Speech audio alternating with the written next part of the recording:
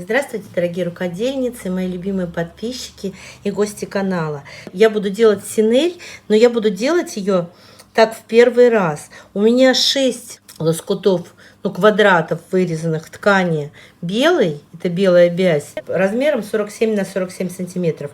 И такого же размера вот такой вот бежевый кусочек. И я буду сейчас на нем порисовать вот такого вот мишку, вот на бежевом. Я хочу делать мишку из синели, наволочку.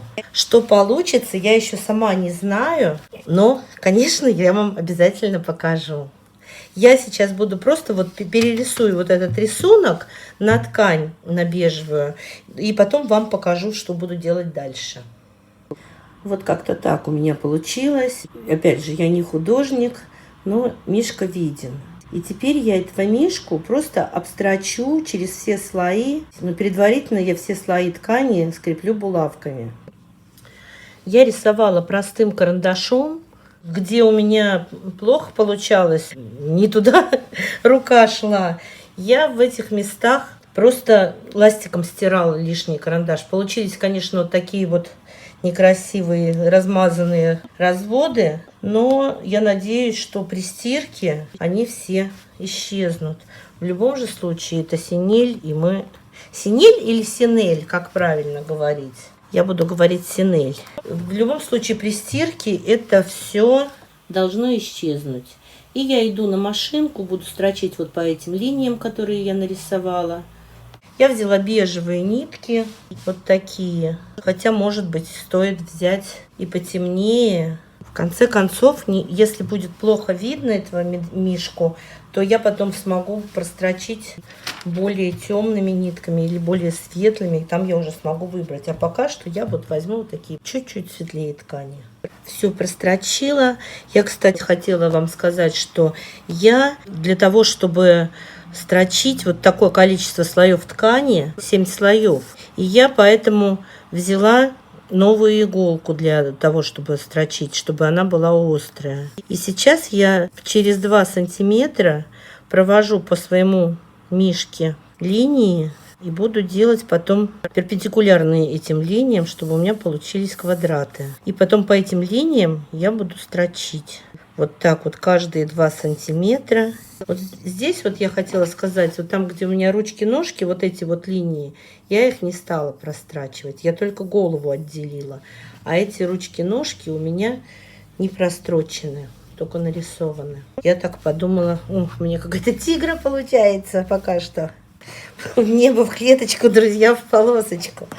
Так, ну и теперь перпендикулярно этим линиям, точно так же отступая 2 сантиметра от края, я буду рисовать новые линии перпендикулярные. Хорошо с такой линейкой. Раз и все. Навел на линию на нужную. Мерил 2 сантиметра.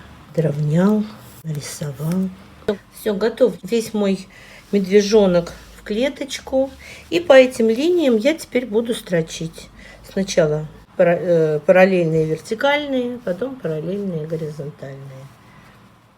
Натяжение верхней нити я сделала на 7 из 9 возможных, а длину стежка у меня длина стежка 3.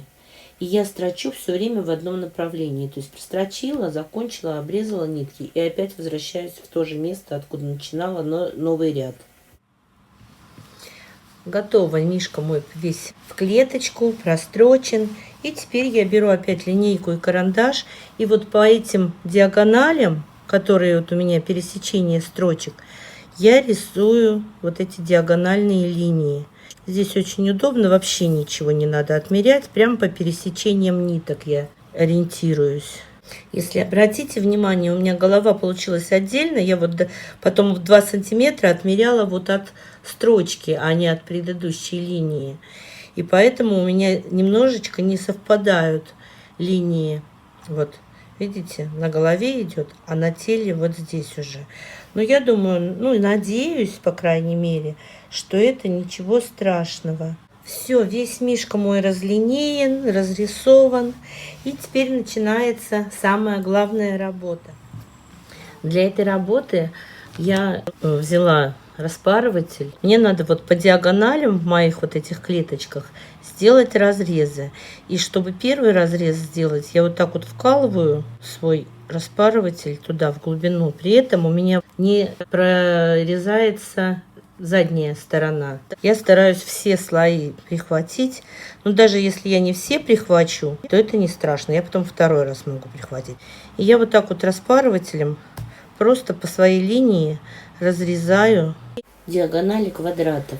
Потом то же самое также прихватываю, вот так вот протыкаю насквозь и прорезаю в другом направлении. Задняя сторона при этом у меня вот она. Эта клеточка, она не прорезана. Потом беру ножницы. Вот у меня хорошие ножницы, они прям вот до самых кончиков режут. Но вот такое количество слоев ткани они сразу не прорезают. Поэтому я беру сначала вот несколько слоев, там 3-4 слоя, а потом оставшиеся прорезаю. Вот. И поворачиваю удобной мне стороной. И то же самое делаю с противоположной стороны. Вот до самых ниточек, но не разрезая вот эти вот шовчики. До шва, но не шов. Конечно, если бы ножницы прорезали вот все вот эти, но они прям вот не режут. Не режут все 6 слоев тут. 7-й нижний. Прям вот много усилий надо и прям нажимать вот здесь. Тогда они разрежут. Я решила их сильно не ломать, а просто прорезать столько, сколько они прорезают, без напряга. Я сначала по одному разрезала каждый квадратик во всех направлениях.